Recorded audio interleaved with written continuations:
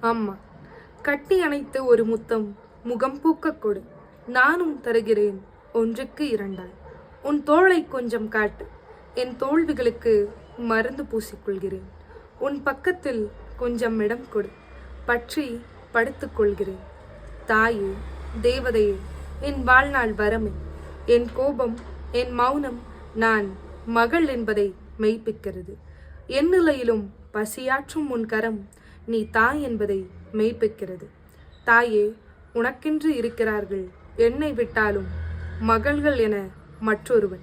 என் உலகில் தாய் என்று சொல்லுக்கு நான் சாகும் வரை சொந்தக்காரி நீதானே.